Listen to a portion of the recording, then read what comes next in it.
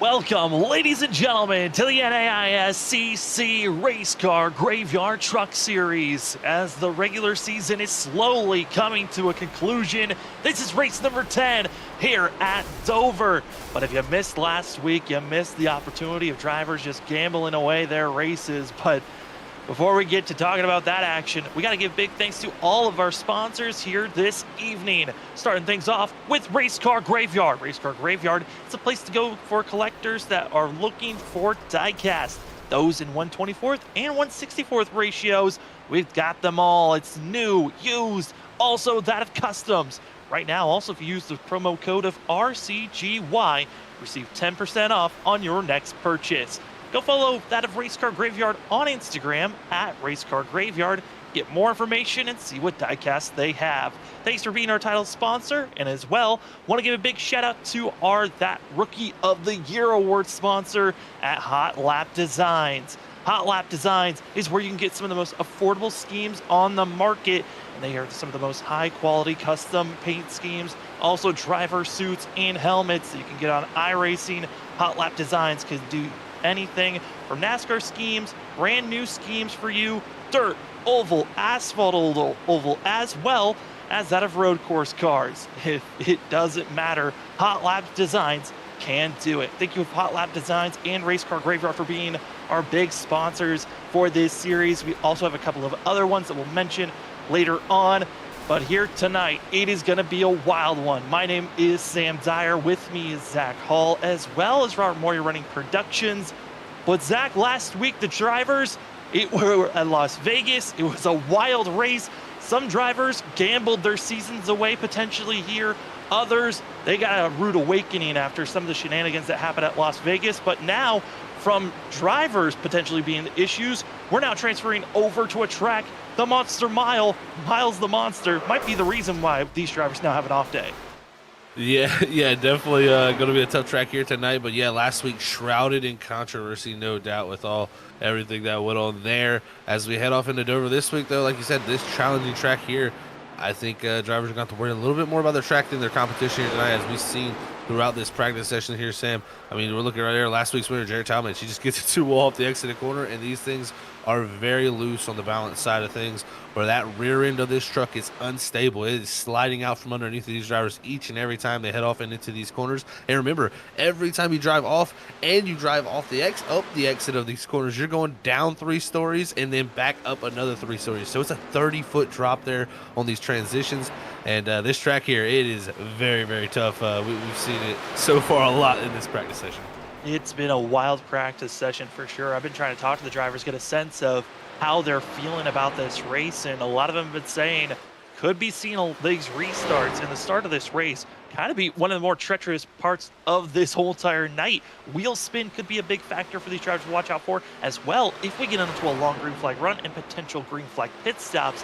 Drivers are talking about pit road. That could also be a place that these drivers could find issues. Oh, we've seen pit road plenty of times be the huge issue for a lot of these drivers entering pit road. I mean, it is so easy to get into the barrels there on the entry to pit road. It's a very different entry. You know, most of the times it's mostly just the front straightaway that we have to enter on, so it's a straight entry into the pit road. But here at Dover, the way the track is set up, you have to get on the pit road on the middle apex, really at the apex of the corner, and that transition from apron to banking. So treacherous. It's one of the toughest pit roads to get on, and not only to throw into that, you got to get down to 35 mile an hour, which feels like you're crawling when you're going down pit road.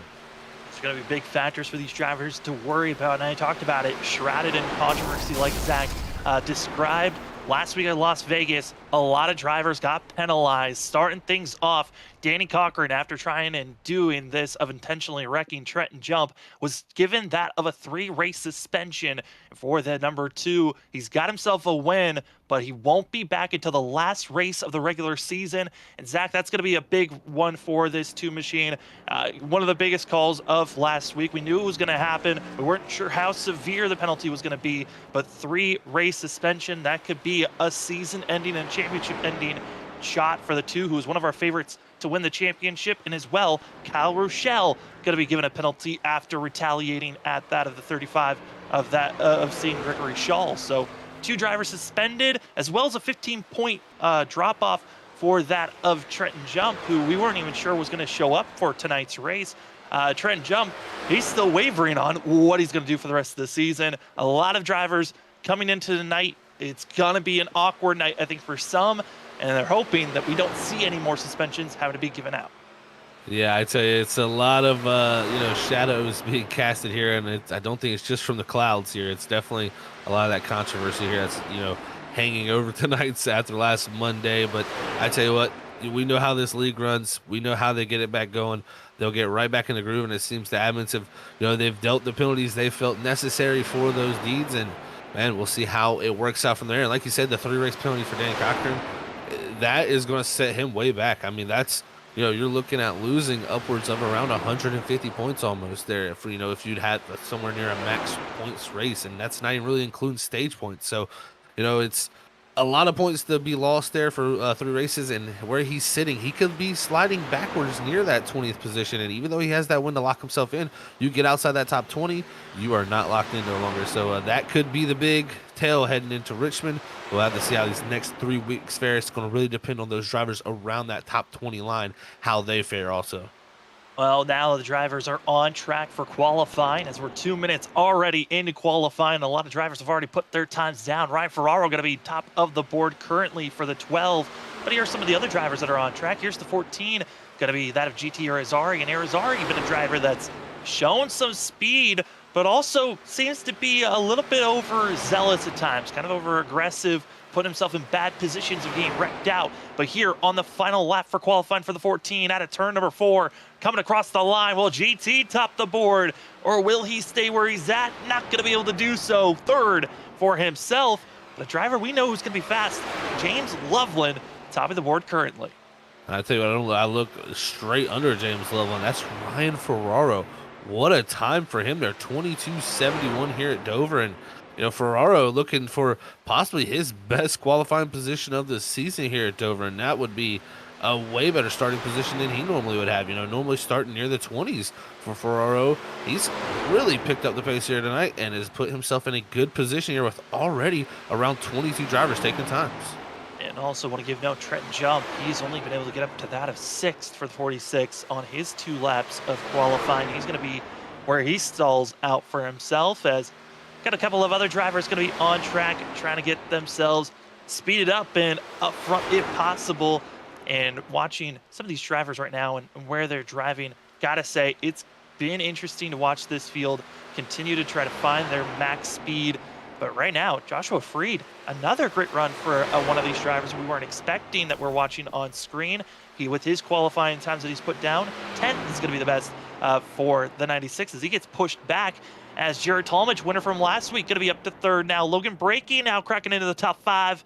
And it looks like that's where these drivers are all going to be placed for themselves, as no one else has thought about touching that track surface. Eric Stamp did, but Eric Stamp, both laps invalidated for the 53. He's going to be back with that of Trevor Earhart, as well as that of Tribune, that of Tremmel, Walter, Maurice, that of Martin Morales, and also Tyler Dangler that have not come out on track. With 45 seconds left, it looks like that's where they're going to be staying, as this qualifying session has been sponsored by that of Sac City Designs.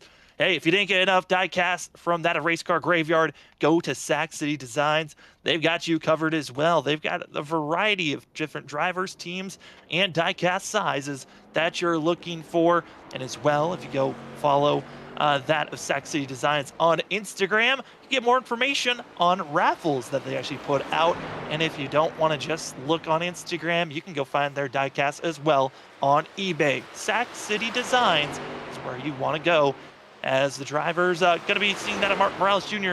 just hitting the track, not looking like he's going to get time down, but just getting a little bit of sense here as qualifying comes to a close. Zach getting ready for racing here at Dover.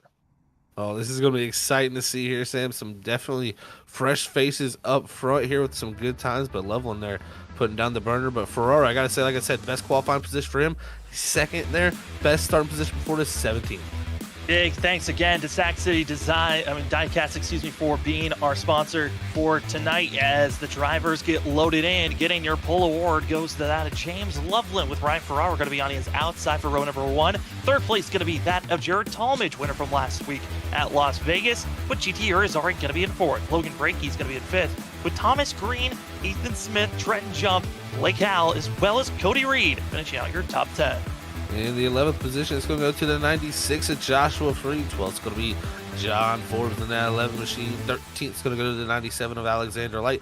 14th is going to be the 3 of Anthony Gaudio. Back in the 15th position, it's going to be Isaac Shelley in that 98 machine. 16th is going to go to the 81 of Jason Tamer. 17th, fastest in practice. Not a great time there in qualifying. Ali Fonseca. 18th going to go to Paul Bragoli. 19th is going to go to 47 John McAdams. And rounding out at the top 20 is Christopher Norris in the 54 machine. And it's going to be Carl Pooler in 21st position, with that Morris Bogan going to be in 22nd. Dakota Moniz going to be in 23rd. Eric Kralick's going to be in 24th. With 25th, the Thomas Walter, with Trevor Earhart, Eric Stamp, Martin Morales Jr., that of Kerry Tribune going to be in 29th. And as well, finishing our last 2 drivers going to be James Tremmel and Tyler Dangler, your 31 drivers ready to race here at Dover for the Simbox 170. It's 170 laps these drivers are going to be running, with the stage break going to be at lap 80 for these drivers. Zach, it's going to be a quick run if we could stay green, but I think that's been the big thing in all these drivers' minds. The potential is there to stay green, but can we stay green? Yeah, that is the thing. That is the key thing we have going on here, is those first couple laps on these tires as they build heat. Very uncontrollable is what we've heard from these drivers. Very, very easy to make mistakes, and when we're packed up like this on these restarts, that's where you're most prone to have mistakes turn into accidents. So we'll have to watch out if that is the case. But I feel like if they can get past lap 10, lap 15, we should see a green long flag run here tonight with these drivers. If you're looking for affordable sim boxes, go to the simboxstore.com or look up on eBay, Simbox Store. Affordable, handcrafted, ready to be plugged in. Go Simbox Store. Thank you for being the head sponsor for tonight's race. As the pace truck pulls off, it's time to go race number 10 racing here for the NAISCC Race Car Graveyard Truck Series. We had the drama last week of drivers wrecking on purpose. We'll see how they can fray here at the track that wants to eat you up, swallow you, and spit you out. It's the Simbox Store 170, and we are green going down into turn number 1. Great start from the inside line there. You're going to see Loveland lunge forward there with Talmadge in the 17 last week's winner, going to take a quick 3rd position, but it looks like Ferraro on that outside struggling in the 12. They're going to be falling in line, and everyone's able to survive at least turn number 1. Into turn number 3, it's going to be our front 4, single filed out. GT Irizarry still going to be side by side. Got to be careful not to lose too much ground for himself. But up front, it is all James Loveland, with that of Talmadge, Brakey, Ferraro, going to be your front 4. 5th place going to be finally taken by that of Ethan Smith. And watch out, GT Irizarry continues to falter backwards. Yeah, GT Irizarry trying to hold on with that 14 machine, but behind him he's got Thomas Green, the 46 of Trenton Jump, who battled hard last week at Las Vegas here, battling now, as it looks like Green going to get ahead of Jump here in the early going, as they're going to have GT Irizarry here in this 14 directly ahead. But early to go, it's going to be single file right here. Riding on board with Thomas Green, who's involved with the 3-wide incident that prompted a retaliation from Danny Cochran to wreck on purpose that of Trenton Jump. And Trenton Jump going to be right behind this 15 machine. But Zach, here at Dover, these drivers, they're getting up to speed, single filing out. What are going to be the keys here for these drivers in the early portions of this race if they want to make any big moves? Well, this track here is one of the tracks still in iRacing, and I feel like saving tires is very critical. You know, a lot of times we talk about you want to get that track position. It's key to get out there early and save the tires once you get out front. But here at this racetrack, you can actually back down the pace a good portion, and you'll see it really come back to you in the long run here. If we can go fully to that stage, you'll see guys that maybe here don't take off that quickly really start to make up a lot of gap here late in the going of the run. This place here known to tear the tires up, and it's just such a tough track on this concrete high banks at such a high speed. These Goodyear tires are taking a beating. Oh, Alexander Light. Light gets up into the wall. One of our first drivers to really clobber that outside wall, and that's something we're expecting to see a lot as the 97 out of turn 4 issues, losing about a handful of positions, but now going to be side by side with that of John McAdams. And Got to be careful for that 97, especially because the damage you get, it just makes this truck even harder to work with as they're going to be pinching at turn 4. The 97, luckily, not clobbering the wall again. Yeah, super close there again on the exit, but they're racing really hard back here for position now. Brad Goley going to try to slide up here in the 7. You also have Carl Pooler, but looks like 997 a light going to be able to slide in between the 47 and that 7 machine. Is now Carl Pooler behind him is going to try to make a move as we look back to Morris Bogan. Ogan's going to be back in 21st position. Here's Carl Pooler going to be trying to make the pass here on Paul Bergoli, and Bergoli just staying high for now as the 71 going to be trying to duck it down low, use these tires up, and really try to stay down close to the apron as much as possible. But that loose sensation out of the corner, talked to these drivers, and they said around lap 10 was when they started to feel really comfortable with the ways that these tires were finally heated up to their max potential. They're really able to work this wheel, and Zach, we're inching closer and closer to that lap 10, and then after that, who knows how these tires are going to be looking. Yeah, it really will be who's got what at that point as we continue to run here as we're on this lap 9 now. It's starting to look very comfortable from a few drivers. I'm seeing everybody have a nice little exits, no real scary moments here as they exit off the corners. We're seeing some good battles, but I tell you what, the one thing I talked about is being able to save tires here and not really take off too fast. This is one of the tracks that personally you can push a little too hard just due to how banked the track is. You can really get a lot out of new tires, but it'll tear those tires up very quickly.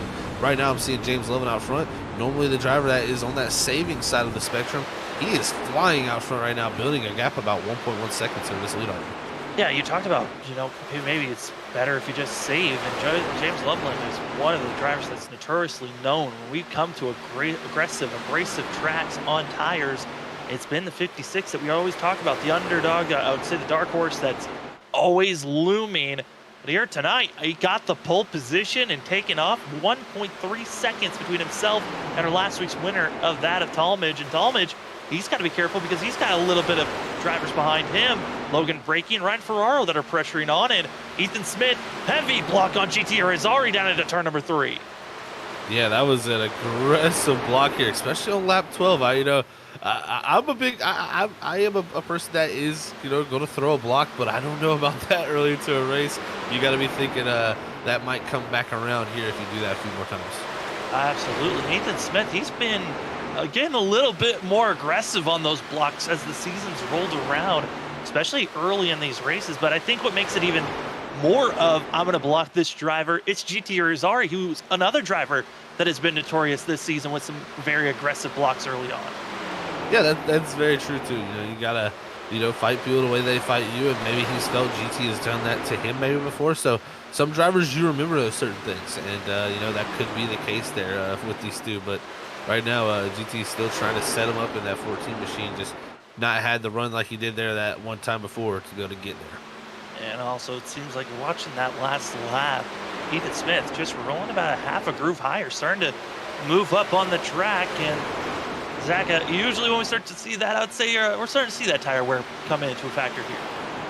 Yeah, that is actually something that you'll actually start seeing as some of these drivers going up the racetrack here, using that to cut down there on the exit to get a little bit straighter of an exit. That line can work very well. Some drivers can really make it work, but I do worry about doing that. You do load that right front tire up when you come back down the racing circuit. You're putting a lot of load back in that right front tire, where this place is known to tear that right front tire up, and if you struggle here with turning, you're going to be very, very, tough here in the early corners. We're looking back here. Look at this great battle. Fonseca trying to make something happen with Forbes here off of the exit. Going to be trying to get by Forbes as well, following that of Gaudio, and I'm going to say Anthony Gaudio, one of the drivers, as well as Ollie Fonseca, biggest movers so far of the drivers that are in our top 15. For that of Gaudio, he was up 4 positions once he can try to get by John Forbes. And that for Ollie Fonseca, up 5 positions for himself, qualified all the way back in 17th and now up to 12th as these two continue to duke it out back and forth. And Zach, right now, for John Forbes, he has been Mr. On Fire for this first half of the season. He's been trying to carry it forward, and right now here at Dover, he's done a great job defending Gaudio, who gets out of shape there out of 2. Oh, yeah, he got a little out of shape there on that bottom lane there. A little washes up on the entry there. Also, now Fonseca going to have that outside line. See if he'll be able to make the pass, who is really making up the moves now as he's up to 11th from that 17th starting position. And Fonseca fastest in practice. that is something we've seen from this 24 machine throughout the whole entire season. Is a lot of speed here as we ride on board with him as he tries to track down John Forbes. You know, the speed has been there for the 24, just has not had the finishes to go along with it. We'll see, can he put a race together here as he's driving through the field. Little bit of shoving off of one another, and issues once again strikes for the 97 of Alexander Light, trying to make the pass on that of Morris Bogan and make contact into turn one. 97 looks to be very slow and going to have to be forced into pit road with potentially required damage or just too much damage to handle for the 97. Hate to see that for a driver that qualified up in 13th place for this race and having to come into pit road this early on. Yeah, that is a tough break for Alexander Light there, just getting into it with Morris Bogan. It looks like, when going back and looking at myself, just up a little high there on entry. They two make contact, so yeah, unfortunately for 97, he made really hard contact with the wall, so that's why he had to bring it down. So you look back here, this is the 98 of Isaac Shelley here. You know, really, Isaac Shelley, he's kind of a mystery for me, Sam. You know, just he's had some really strong showings. You know, I look back at like Atlanta, was one of the fastest trucks out there, but just hasn't really been on the trains like that many times this season. It's been kind of a mid-pack procession for him. As you know, I was thinking maybe championship hopes for this driver as we watched him early in the season. Yeah, I mean, Isaac Shelley comes into this race 2 top 5s, 3 top 10s out of his 8 starts that he's made this season. And I mean, yeah, like you said, at the beginning of the season, Isaac Shelley was looking like a top 5 contender. I mean, still is running decently well in points, comes in 10th in points, as now going for the pass here on Gaudio. And Gaudio continues to struggle for this 3. Seemed like that early push for himself. Also, you could see that damage that the 3 has for himself, just too much as he continues to drop back now to 15th. But for Isaac Shelley, he's been very off for himself, especially in the second half, you could say, of the season. He's trying to rebound, set himself up for the playoffs. But Zach, that damage for the 3, that's going to be a hindrance moving forward. Oh, no doubt. This place is terrible for damage. It's so high speed. I mean, you're looking at really through the center of the corners, these drivers are still looking at about 140 mile an hour. So that is a very high speed corner. Any type of damage here, you're going to lose a little bit of downforce, and downforce is your friend when you come to the high banks of Dover. We look up to a truck who has got a little damage on the right side of his truck. That's the 15 of Thomas Green. So it seems like he may have got up into the wall there a few times. Yeah, Thomas Green going to be one of those drivers that we know, to talk about speed, he certainly has had it. It's been the consistent runs at the end of the races where he's been struggling the most. Comes in 11th in points for Thomas Green with only 1 top 10 this season.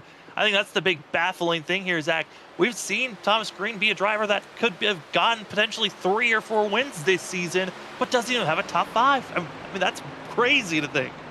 Yeah, it is kind of mind blowing to say. I mean, he could have had a few wins for sure this season at the pace he's brought. It's just been those mistakes and those incidents that he's got in it. So he's got to clean that up as we head into the playoffs, and we'll see if he can do that. But definitely going to need to fix that up because he's had the speed. As we're looking now, Ferraro making a good pass on braking. And Ferraro continued his good run. Started second. He did drop back, about to that 4th position earlier in going. Now he dropped back to 8th. Now back up to 7th. As looking at this battle, as Forbes has got through that. You're going to see the 25 of Cody Reed here trying to hold on to position with the 96 here. It's for 11th place, as that's going to be Freed now dropping it down low. Joshua Freed, one of those drivers we haven't really talked about that often this season. But this 96, I mean, what a run here for qualifying. Wallach looked strong, and oh no, talk about good driving, and just like that, contact between that of Freed as well of Cody Reed. Oh, you hate to see it on the front stretch there. Oh no, that was unfortunate for both of those drivers. Just seems like Reed maybe got into the wall. Actually, no, it looks like Freed had just touched him just a little bit on the entry, both shoving him down into the inside wall, and somehow they missed everybody there. We stay green as Reed didn't lose too much of it. Luckily for him, he didn't get to that inside wall. It was Joshua Freed who took the hard lick into the inside safer barrier. Yeah, and Freed talked about, I mean, such a good run here early on, and now he's going to be back in 29th position. Also want to give other updates. Blake Howell, the 32, who was running up near the top 15, he got himself up into the outside wall and just decided, you know what, too much damage. I'm parking it. Our first official DNF is that of Blake Howell, as Freed currently runs in 29th position, and he's hoping that he doesn't have to go into pit road. But we're starting to see a little bit more of a transition here, Zach, of drivers making their surge forward. You talked about it, the drivers that are saving their tires, they're making some good moves, and the driver who's got some of the biggest moves, Eric Stamp, didn't have the qualifying run he wanted. He's now up 11 positions. Same goes to that of James Tremmel back in 19th. He's now up 11 positions. Yeah, they're making really big climbs to the field here for the 8 machine of James Tremmel and also that 53 Eric Stamp. So continuing on to march their way through the field, Eric Stamp's got Kralik and Gaudio directly ahead of him, who's really starting to struggle in that 3 machine. So could be some more positions in the future for this group here as they continue to march away. As you see Bogan there directly ahead of him after the contact with the 97 light, it seems like he's slipping back also. So man, this racetrack here, the Monster, it's already claimed a few, and that's what it's known to do. Is it's just such a tough racetrack. As you got some battling back there around Kerry Trabu and Carl Pooler also there with the 41 at Earhart trying to work his way through. And Pooler's just been stuck on that outside, and he's just been struggling right now for the 71, hoping to get a little bit of space. Finally, will get it. Drops down in front of Trevor Earhart in the 41 with a there you go, Earhart getting the nose underneath, pushing Pooler up, and here they come, gonna try to just train their way by the 71 machine. And Morales thought he's gonna have a little bit more room to work with. Has to make an aggressive move to the inside, and also watch out for Walter here. But Zach, we are now at halfway of stage number, coming up to halfway here shortly for stage number 1. Lap 80 is when stage break will happen. So we'll have our North Star Designs stage break. And drivers, only the top 10 get those bonus points. There's a lot of drivers up in the top 10 that are racing on. But Carl Pooler, you are going in the wrong direction for those bonus points.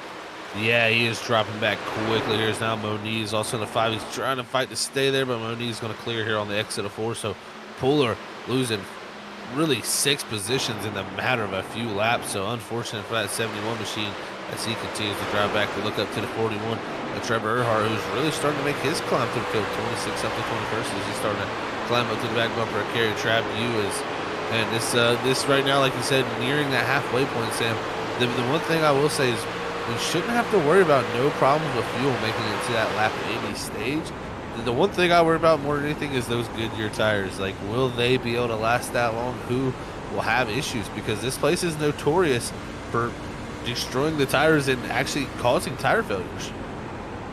Yeah, and those tire failures are something we hope we don't see. It is happening in a lot of other vehicles that we've watched here at Dover, and I know we don't like to bring up past pains, but Zach, we've also seen you and your team have some tire issues here in previous series that we've covered.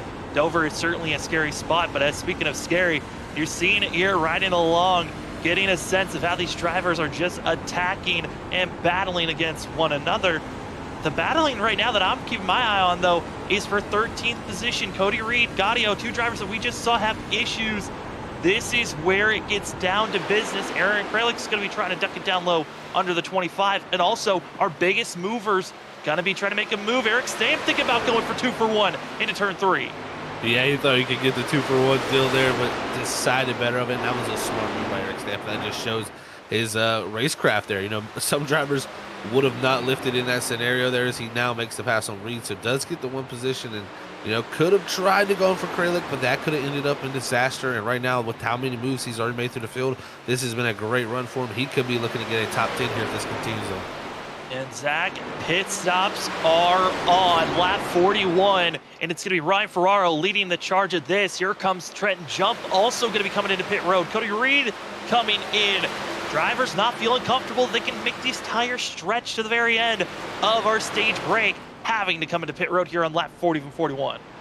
Well, I tell you, if you're going to make the decision to hit pit road, you better start doing it soon. Some drivers will get in that limbo of saying, do I want to try to make the tire last? I can do it. I feel like I can do it. Then you get a little bit farther into that run and you decide you can't do it. You pit. It's too late. You can't make up that time that you lost there compared to the drivers behind you who pitted at the halfway point here. This is going to get down to the important part. Who's going to try the no stop here? Who's going to try the 1 stop? And can you do it? I mean, will the tires last? Does the fuel tank last time? Because I'm pretty positive we should be good on fuel here. And also, drivers, when I was talking to them during practice, they were talking about feeling like pit entry, getting speeding penalties into pit road could be a factor of them throwing away this race. as Logan Brakey's getting his service done. John Forbes, Carl Pooler, both going to be coming in. And now the question of, I was curious, James Loveland, he was being so aggressive early on, as here comes another cluster of drivers into pit road. But for Loveland, he was being so aggressive on those tires that I thought maybe this was going to backfire. If anything, he's just given himself a full second lead. And Talmadge, by the time they come to pit road, he might have a big enough lead that it's going to be all right. But here comes the drivers that have fresh tires. It's going to be Trenton Jump trying to unlap himself, and they're going to get very aggressive on these moves with fresh tires because they're running almost a full 2 seconds faster than our leaders.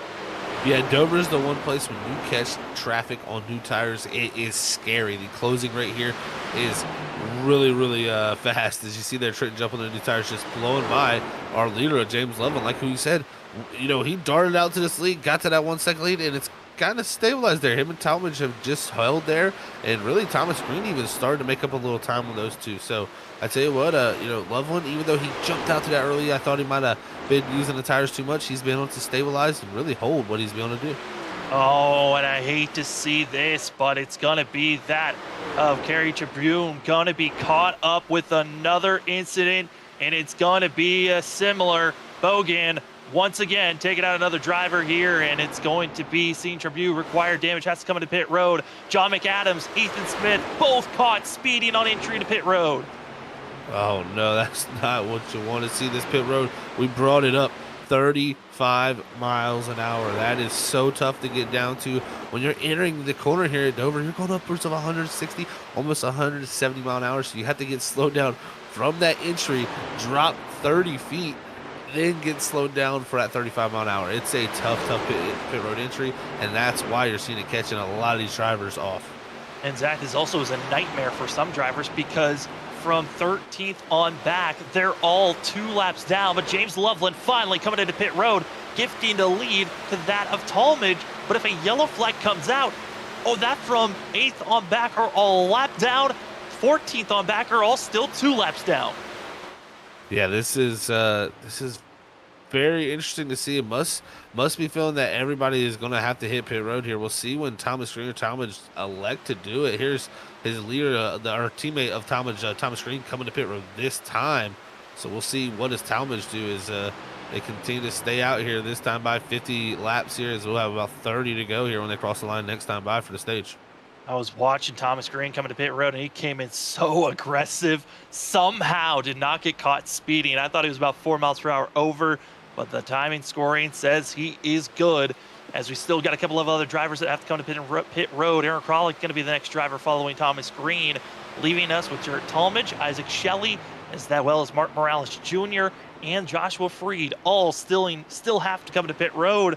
But Zach, this is when things get chaotic because for the drivers that continue to stay out, there's so many other drivers with fresher tires, you could potentially be trapped trapped an extra lap than when you want to come to pit road, just because pit entry could be having a faster car below you, so you can't come back down. Yeah, you never want to have that position of where you're coming to pit road, and then that faster driver, Zias Fonseca, goes by in the 24. Like that same scenario that goes to your inside, it blocks your entry into pit road, and then you have to go extra lap. It really throws you off, and it's a tough thing to deal with. So you see Talmadge there, he's running this higher groove, letting the cars go by on that inside line, but he is losing so much time in this scenario. And, you know, did a little research myself because, you know, I was feeling very confident about these, you know, fuel tanks being able to last this long. But these trucks are burning a lot more fuel per lap than I was expecting. Around 68 laps is what I'm thinking. So it's 70 probably at most you're going to see somebody be able to do. So they're going to be about 10 laps short of making that stage. So we'll have to see what this 17, the 98, and this 91 elect to do, because these three still yet to pit. We'll see, does it, you know, when will they come down? Because right now they're not going to be able to make it past around lap 70. No, they're not going to be able to make it, but like I've been noting on, there's a lot of drivers 2 laps down from 15th on back. That's where we find Anthony Gaudio. And for those drivers that are 2 laps down, if a yellow comes out, our leaders are going to have to come to pit road, and you'll be able to take a wave around, but that only gives you 1 lap back. We're putting ourselves in this tricky situation as, oh boy, Martin thereof, seeing Martin Morales Jr. and Gaudio contact out of turn 4, and almost got the 92 out of shape. Oh, great job of holding on to it there by Morales there as he goes a lap down the Talmadge. Yeah, that's a great point, Sam, because if the caution does come out, and it's most likely to come out during scenarios like this where you got guys on old tires and guys on brand new tires and all different types of strategies playing, so there's different speed levels out there. So if that was to happen, those drivers 2 laps back there, a lap down from 16 on back at Eric Stamp, they would go really only be back to 1 lap down because of that. Really only be able to get the wave around. And right now, it's going to be Trenton Jump leading the charge with drivers with the freshest tires. Right now, he's going to be back in 4th place, but still a lap down. And if a yellow came out, Martin Morales Jr. would get that lucky dog spot. So we're seeing these drivers, different strategies that are being thrown out, but still waiting. When is Talmadge going to come into pit road? And Isaac Shelley, as well as that of Martin Morales Jr. Joshua Freed still needs to come in. He's back in 14th, 1 lap down. I'm surprised the 96 continues to stay out on track. I thought for sure he would have already come in by now. Yeah, you would have thought he would have, especially with that heavy damage he got from early in this run. So electing to continue to stay out here is what that 96 has done. So he's back in 14th. But along with Talmadge and Isaac Shelley, as Isaac Shelley now hits pit road. We'll see. When does Talmadge elect to do this? I mean, this is a risky strategy because personally, if he waits too long here, he could come out and be over a lap down and possibly have a chance of not getting back there before the stage ends to get that lap back. Right now where he's running, I believe that even if he did come to pit road now, he would be a lap down. It is crazy to see how these laps are changing, but that is exactly where the drivers are going to be lying. But Jared Talmadge still staying out on track. Martin Morales Jr., he's got to be careful for the 91. He's got a lot of traffic behind him that he's worrying about, and once these drivers get by the 91, they'll catch up to our leader of Talmadge. And Talmadge right now, the only driver on the lead lap currently. And what a moment this could be. This could stall out a lot of drivers if a yellow comes out. Oh, if a yellow was to come out right now, this would turn the race completely upside down. And our winner from last week in Las Vegas, he'd love that. This is what he needs, because if this continues on where he stays out and tries to run this, this tank dry here, I'm kind of concerned with what type of, how this is going to play out for him. Because if he runs it dry there, he's only going to have 10 laps to try to get that lap back. And if he doesn't get that lap back, that is going to be a long night for the 17. And also, I'm curious right now. I mean, at the same time here, Zach, I mean, with the drivers that are a lap down, how well does Carl Pooler gets out of shape, as well as we're going to see Freed up high. Scary situation for our leader, as it is getting frisky with drivers that are on different types of tire sets, as there's Isaac Shelley getting by, but we still, is there a pressure that's kind of building up on the fact that these drivers feel like we need to unlap ourselves just in case this yellow comes out? Yeah, that could very well be the case right here. The pressure is, Cooker is picking up, and everybody here trying to find their way to this leader. And you're going to see first one to him, Trenton Jump unlaps himself now. GT Arizari in the 14, he's going to follow through. Then you'll have James Love in the next truck there coming out of exit 2, trying to get his lap back. And GT Arizari, Trenton Jump, they peg the pass over our leader, get back onto the lead lap, and now the duel is on who could potentially become the leader once Talmadge goes into pit road. And it's still side by side between those drivers, and then James Loveland, he's trying to get himself into the mix. He's just about that of 4/10 back with fresher tires than the two in front. Yeah, this is going to get really spicy because Loveland is running him down quickly, and he's right on the back end of him as they're still battling down into 3. Trenton Jump, GT Arizari, this should be the lead when the hands of it is transferred over when that 17 hits pit road. But here comes Loveland. He's going to go to the inside of Trenton Jump. He has no other decision other than to let that 56 go by. New tires, too much power. And here comes that 56 for that 14. I mean, for Trenton Jump, I would imagine he was hoping that he could try to steal away an opportunity to maximize his points here for stage. He lost that of 15 points for intentionally bringing out a yellow last week and just getting the bonus points for finishing first here at the stage break. That is 10 bonus points that could have gone to the 46. But right now he's got to be careful because there are still some fast drivers trying to run down Trenton Jump. He could lose more bonus points, but for the provisional lead, James Loveland now gets by that of GT Arizari and moving up to second as we still wait for that of Jared Talmadge, our leader currently. When will he go into pit road? And Zach, I got to say, he might be thinking about just saving fuel and trying to stretch it out as long as possible. Yeah, I mean, this could be a possibility. The fuel mileage, that I was reading that reading that I got was from a pretty short run. As the run continues on, you have less on throttle time. That equates to less fuel being used. So maybe that 17 feels like he could possibly stretch it out because if he's waiting this long, he is risking going a lap down. There is no doubt in my mind he will be stuck a lap down when that stage comes back around. He has got right now to stick to this and try to save the fuel if he wants to stay on the lead lap. And then once Talmadge goes into pit road, this should be cycling out these drivers all the way down to 21st position back onto the lead lap. And it should be giving us the provisional leader of James Loveland, who is in second once this green flag pit cycle goes through. But the laps are ticking away. We are now 12 laps to go here in stage one as our stage break sponsored by that of North Star Designs. But at the battling, I mean, it's really on the fact of who can catch up to James Loveland right now, and the weight of can Jared Talmadge save the fuel as Ollie Fonseca goes down low and making the pass and trying to unlap himself. And this is great for all the drivers that are catching up to the 17, unlapping themselves the hard way, make sure that they don't have to use a wave around and be on the back foot going into the stage break, which that is, I think that's going to be the biggest thing. If these drivers that are trying their best to stay out and make this pass and unlap themselves, Zach, if they have to do a wave around at the stage break, they're going to be so slow once we go green once again. Oh, if you have to take a wave around here on these older tires, you're going to immediately go back a lap down. I personally feel like that would be a wrong idea, personally, to try to take the wave around if you're stuck a lap down, especially on much older tires, unless you're trying to hope for a caution that immediately comes out right when that restart happens. You're going to be going laps down very quickly. And look at this, lap 71. Didn't think he could go too much farther. Talmadge, he's going to hit pit road, but what does he do? Does he only take fuel to get him to the end? I think that is going to have to be the play, because if he tries to take tires here, I just do not see how he's going to make up any time here to get back on that lead lap. Even at the pace he was running, it was super slow, so he's going to be losing time if he comes back here on old tires. He's kind of in a tough box here. I mean, he's just getting to his box now, and James Loveland is already past him. I mean, this is worst case scenario. James Loveland now coming out of turn number 2, and Talmadge hasn't even hit his box yet, Zach. I don't even think, even if he takes just fuel, I mean, this is a worst case scenario. Talmadge is going a lap down. He could be going 2 laps down now if he takes tires, and that's what he's going to be doing. Taking tires, fuel, getting going, and he's already going to be a lap down. Yeah, you can see there goes Loveland. He's just leaving his box now on the exit of pit road here.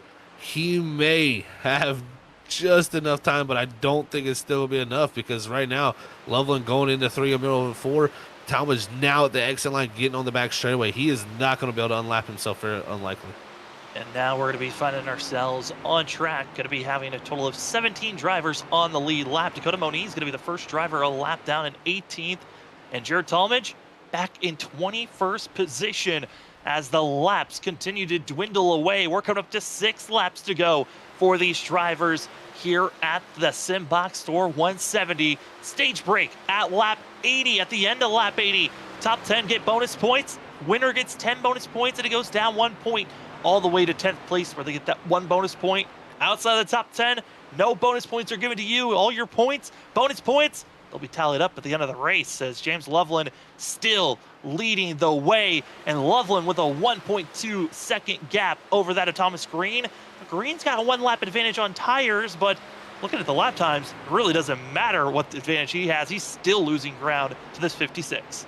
Yeah, losing ground, and the big thing for him is he's going to try to get back to a lucky dog position. That is Dakota Moniz right now in the 5 machine, and right now Moniz is coming out of turn 2, and Talmadge is about to exit out 2 here soon also.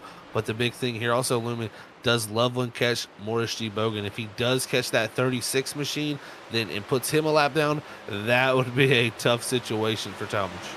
And right now watching that Dakota Moniz, again, the driver that is right now last driver 1 lap down. Once the yellow comes out, would get that lucky dog position, and it's so important to try to be in that spot. But Jared Talmadge, he's flying right now. Going to be finding himself just 1.2 seconds back. Looking at the lap time difference, it's a little under a second, and Talmadge has got a little bit of traffic that he's got to scurry his way through. And right after this pass on that of Tyler Dengler, it's now just 1 driver. It's Talmadge, that of Dakota Moniz, and Zach. He tried for Dakota, but it's nothing he can do. He's a sitting duck. There goes the 17 flying on by.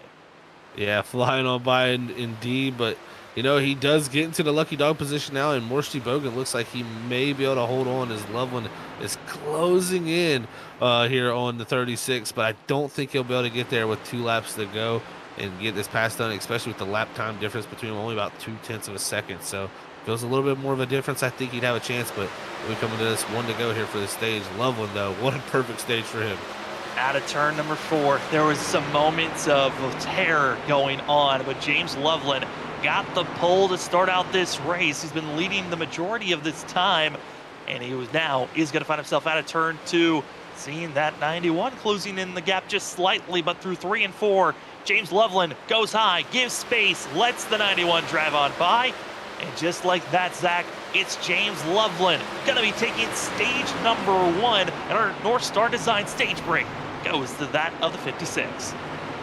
And what a good job by that 56 there to hold on to that. Martin Morales gets back to 1 lap also there with Loveland giving him that spot there. That's an old school move there, and that's cool to see. North Star Design stage break, again, sponsored by North Star Designs. You got graphics, logos, websites, and more. Well, they've got yourself samples that you can also go find on Instagram, as well as you can go find North Star Designs on Twitch and Twitter. Go look them up at TWNORSE. That is going to be where we find North Star Designs on Twitter and Twitch. And if you go to at North Star Designs on Instagram, you also can find them there. Whenever you want to stand out, remember, look to the stars, North Star Designs. The drivers are piling in. Your top 10 drivers getting those bonus points. James Loveland, Thomas Green, GT Rizari, Trent Jump, John Forbes, Ollie Fonseca, Jason Tamer, as well as Ryan Ferraro, Logan Brakey, and Isaac Shelley, those 10 drivers. We're going to step aside. When we come back, more racing action here at Dover for the Simbox Store 170. Drivers, start your engines!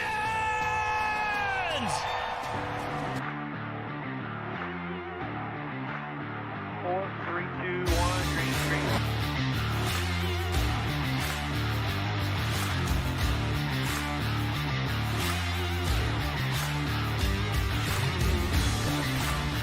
I have no rear grip whatsoever. I'm sideways.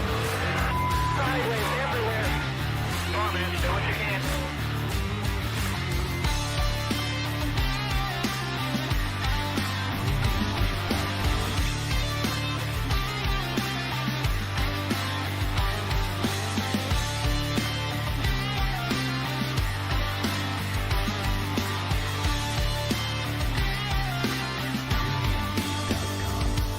The vibration in this car is the worst vibration that I've ever had, and the shifter's broken again.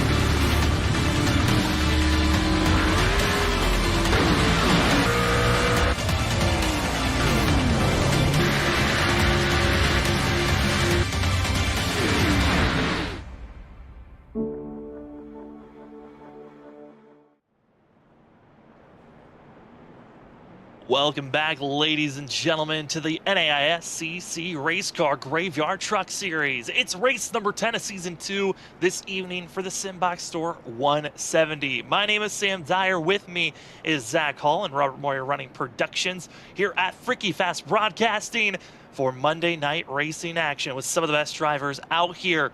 A little bit of changing going on pit road. Zach, a little bit of a lead change that we saw under our commercial break. Yeah, a little bit of lead change. I was looking to see if there was any mistake on the 56 side of James Lovell, our stage winner there, because Thomas Green was able to win the race off of pit road in the 15. Going back and looking at it, we found out that that 15 really got aggressive into the box. He really charged it, got stopped very quickly.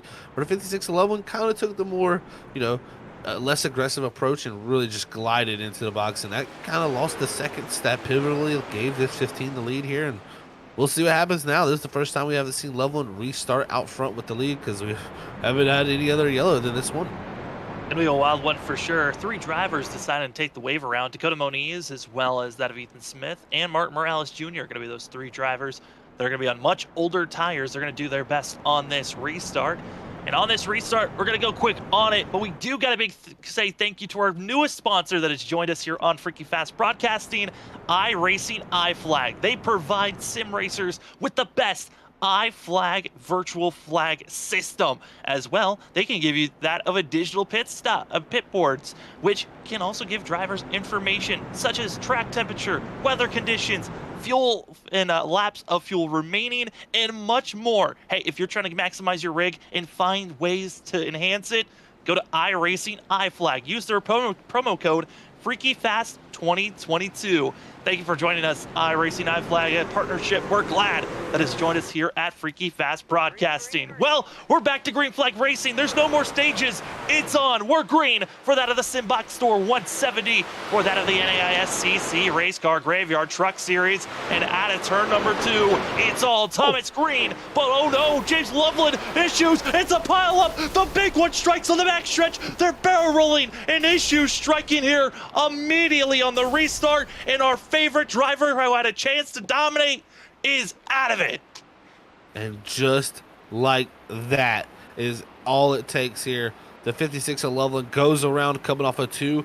And what's crazy is the leader, Thomas Green, out front, he had a giant lead. He got major loose, slammed the wall off 2 also. This has opened up the door for a lot of things, and James Trammell goes flipping down the back straight away. Ollie Fonseca, Gaudio, as well as Carl Pooler, Loveland, James Trammell, Logan, Breaky.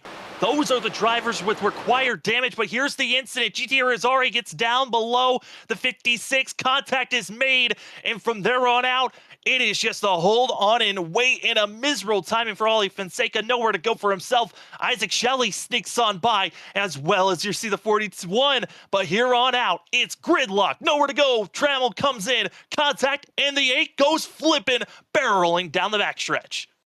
Barrel rolling indeed. You can see, wow, that's at Dover. That's not a normal sight you see. There's Eric Stamps, good run there, hard into the wall. Ollie Fonseca there.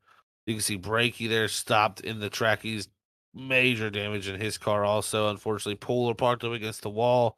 And even going back and looking at myself, I think actually the 14 of GT Rosari, he actually came out of that somehow and did not get any single contact. The 56 came so close with his front end of making contact when he got loose there.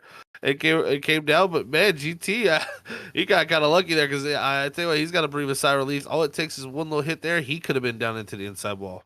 Yeah, I mean, it's one of those things of just you try to slide on by and you need a little bit of luck. Same for that John Forbes, able to get sneaked their way by. And in a blink of a moment, some of our favorite drivers that were up front going to be collected in that one. And GT Rizari just somehow, and you look behind in your mirrors, and you see there's the 8 barrel rolling his way through. Somehow there was a little bit of a opening for a second until Ollie Fonseca backs in, and there's nowhere. It just a hole opens, and there's a driver sliding or just letting that truck roll. And oh man, what a big one. We come out of the stage break, our first major yellow of the day, just to reset these drivers. And Zach, those cold tires, they strike here immediately on this restart. Yeah, that's what we worried about the initial start of this race. And, I think these drivers have been so far removed from that initial start of this race and that cold tire phase that it kind of, it was out of their mind. It wasn't, it was more about holding position and trying to stay in the spots they were already at. Whereas in the beginning of this race, I think a lot of them had that mentality of going into 1 and 2 saying, all right, it's going to get a little bit loose here. And, they were thinking of that heading into it. And it's easy to get that one track mind where you think about the position you're trying to hold off instead of about the car that's probably about to break loose here on these brand new set of tires. it's a tough ordeal, and especially even the pace laps, it makes them even colder. You know, these guys were normal. They went down the pit road, they slapped a set of tires on, they went off a pit road and went right back onto the track racing. And during those green flag scenarios, and you got to feel the cold tires there a little bit. You know, you got to build up the heat. But when you do these pace laps here, those tires drop temperature each and every lap we roll around here, and that is where you run into the danger when you head off in the one like we just seen. And I know we got a few people in chat wondering about that of Kerry Tribune. It looks like he has exited and is done. Is that 10 machine? He was caught up in an earlier incident during stage 1 of getting up into the wall and being taken out.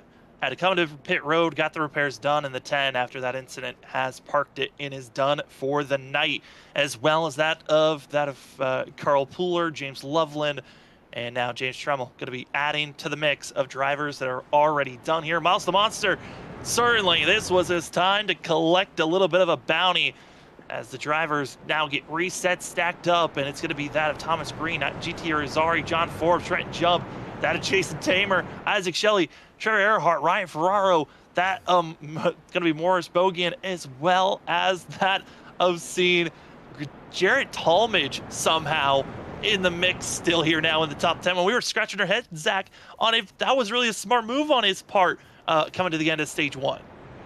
Yeah, you know, he's there now in 10th. It's helped. That caution there really helped him reset. He had to start at telling the longest line, and I think him starting back there instead of in the mix of the pack, that helped him get through the incident. So, you know, comes back around, starting to tell the longest line probably wasn't the worst scenario for that 17. So now he's going to be grouped back up with this pack here.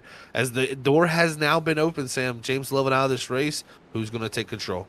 Also, watch out for Dakota Moniz, Martin Morales. Those drivers all were able to come into pit road. They took the wave around under that last restart. They weren't involved in the wreck, but they are now going to have freshest tires on track. We're green, and it's going to be that of Thomas Green already going to be gone, taken off, as well as that John Forbes going to be in second place, but it's side by side for third place.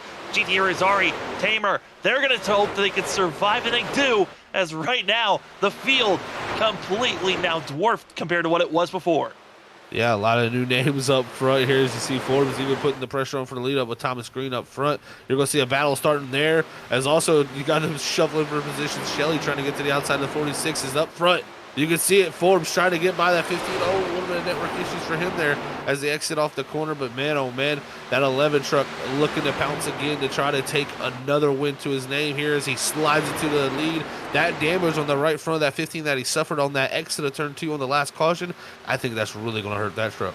Also, think about 2 weeks ago, Zach, I mean, it was John Forbes, Thomas Green at that Bristol dirt race where it was contact, bumping off of one another for about 15 laps straight before that of Thomas Green found himself being disqualified and didn't have a chance to continue battling John Forbes. Well, this is the best chance John Forbes has had to be moving up through this field. And think about also for the front runners that are still alive in our top 10, the majority of these drivers, we've talked about the misfortunes they've had. This is a race to rebound. Thomas Green trying to go for his first top 5 finish here this season. And as well, Jason Tamer, another one of those drivers that we know has speed. The 81 having his chance to strike here for second. Oh, this is really getting fun now. Jason Tamer taking the second spot as he slides up there. You also have the 14 GT Irizarry close back in on this group there as he closes down on the 15 of Thomas Green. Is really, I think, like I said, suffered with that right front damage. And as this run goes on, that damage is only going to make that thing worse on that truck. It's going to make that right front tire wear even worse. And we'll see how he's able to hold on to it here. But man, oh man, right now these top 3, top 4 all on top of each other's behind him. They got Trent Jump, Isaac Shelley battling. It's now Tamer trying to go for the lead. It's a constant battle. Oh, he gets a little contact, and 11 goes up the racetrack. Yeah, a little frisky. Hey, guess what, Forbes? You've got your 4 wins. Get out of here. It's my time to shine. Jason Tamer, his 2 best finishes this season. Back at Michigan, he finished second, 1 position away as well. Finished 9th at the start of the season at Daytona. Besides those 2 finishes, he's been 22nd or worse all season long, and now the 81 finds himself up front on lap 97. What a job by Jason Taylor there to get to the lead. It didn't take too much contact, just a slight little touch on the entry that took the 11 up the hill. As now he'll be trying to defend. Is also GT Irizarry trying to take second position from Thomas Green now as he clears him off of exit of 4 here. We'll see what Tamer has as the 14 has now got his way up to second. also, we can't look back too far. In 4th place, it's Trenton Jump, the driver that got taken out, could have dominated last week and gotten another win for himself. 46, he's now on the charge, getting by John Force, and now he's going to get by the Inky Blinky, that 15, and Thomas Green, who's been having issues all night long, and hopes that his connection will hold up to the end of the night. But GT Irizarry, he's going to also pressure and try to take that lead position, but with the tire wear and how aggressive and abrasive these drivers have been, got to look back to 10th and 9th place. That's where we find Jared Talmadge, Ethan Smith. They're going to have themselves 4-lap pressure tires. I know that it was only a half a lap comparison of Green Flag Racing on the tires of the one that's on track, but still, 4 laps is nicer to have than those that have anything more. Oh, no doubt. Dover is somewhere where you want to advantage is anytime they'll take that. There's GT starts to close it down for that lead, but just can't get close enough yet to make the moves. You see Jump, though, all over the back end of that 15 of Thomas Green, who's trying his best to hold on to his spot, but I think it's inevitable at this point. This 46 is really pounding the back bumper off here almost as he head off into the corner, and now Thomas Green, though, just doing a good job of holding the bottom. That's how you be defensive here. If you can just hold the bottom, park the lane here, as now a little bit of a block here. Another one. Here goes Trenton Jump to the outside. Remember, these two, a little bit of a feisty last week also, so we'll have to watch out between these guys. I mean, it was these two and Danny Cochran that were 3 wide, and then they made contact, and oh, there's a contact again. It's going to be Green in the back bumper of Trenton Jump, getting the 46 out of shorts for a second. And oh boy, it is all on. Hey, if you give me a bump, you better get running. Thomas Green, Trenton Jump still there. He might give you a bump right back. Yeah, I was about to say, you do that, you better expect it in return. There's, you thought the 46 had the job done. Contact from the 15 sends him up the racetrack, and now Trenton Jump going to the inside here, trying to fight for the position once again. Here to see if he can get it done. As he's holding that bottom lane, he's been able to do that pretty well here. So he stays close to that quarter panel. Got a little side draft as he enters 3. He's going to charge to the center, try to slide through. Here is now the 15. Does he cross him over? But no, I think Thomas Green knows he made a mistake there getting into that 46. I mean, that's the only way that you can do a respectful move of, hey, I didn't take you out. I know that was a bit of an aggressive move. I don't want to get any payback on my back bumper. Hey, just here, he'll give you as much space as you need. Make the pass, we'll reset, we'll see what we can get. I think Thomas Green now starting to feel a little bit more of that damage that he got from bumping that of the 46 Trenton Jump. And Jump now, he's got to reset because he's got to now go and try to attack to catch up with that hard battling. He gave up a full second on GT Irizarry and that of Tamer.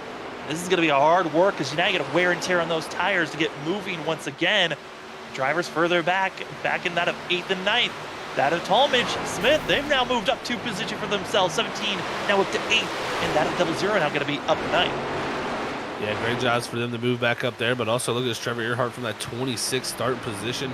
He's moved up to the 7th spot now. This has got Isaac Shelley up ahead, John Forbes here for that 6th and 5th position. He's actually starting to close in a little bit on this group here. So with Thomas Green also hurting a little bit from that damage, I think we could see this 41 looking to move up a few more spots here.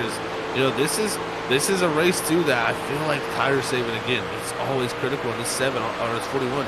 Similar to his teammate James Loveland, likes to save those tires. So we'll see if he can maybe have something for him here on a longer run. But as we continue here, this racing has been pretty exciting. Can Tamer hold off Irizarry? That's the question. And also, as the battling for the lead is on, we got to move up to our leaders because GT Irizarry is there on the back bumper of the 81. And Jason Tamer, as we ride on board with GT here, trying to set up. They're also coming up to lap traffic, and that's going to be Joshua Freed, who is running up in our top 15. He's going to be sitting right on the outside, forcing our leader to go down, and Tamer, as well as Irizarry, almost making contact in turn number 3. But Zach, another factor to talk about, they cannot make it on fuel to the end. They're going to be about 10 laps shy from making it. Yeah, they definitely will be shy from making it, no doubt indeed. Is now look at this first time to the inside, but look how hard the 81 puts the pinch on the 14, as the 14 just can't hold the accelerator down, or that would have been major contact between those two as the 81 holds station now, but the 14 looks super quick. But while they're doing this, it's allowing Trenton Jump to pick up that minuscule amount of time that he needs to do, as each and every lap, Trenton Jump getting hundreds of these guys ahead. Of the drivers are in the top 5. Trenton Jump is the fastest driver based off that last lap of those, and he's flying for the 46 compared to our leaders, but that battling certainly is going to cost you on that time. But GT Azari, I think another question of how many more attempts is he going to have to try to go down below Tamer before he overcooks those tires and just won't have enough grip. Yeah, Tamer's being smart right now. He's electing to allow him to get to the inside. He just doesn't want that 14 to get to his outside quarter panel. He's entering very wide and actually running almost 2.5 grooves up the racetrack. And when he doesn't get to his inside, he cuts it down all the way to the bottom. And it's a very defensive line, I would say. So we'll see how that works out. Can Irizarry get enough offense going on the bottom to get by that defensive line? Or will he have to use a little bit of those elbows? Or will it come from strategy? Like you said, we can't make it on fuel. Will the strategy book come out at that point? Who's going to think about splitting it in half? Because for Loveland, he stretched it out pretty far for the 56. I think he went for about 45 to that 50 laps into a run, which would put these drivers within a 15-lap window before that we saw Loveland think about coming in pit road. But we know these drivers can stretch it to at least 70 laps. And a little bit more than that.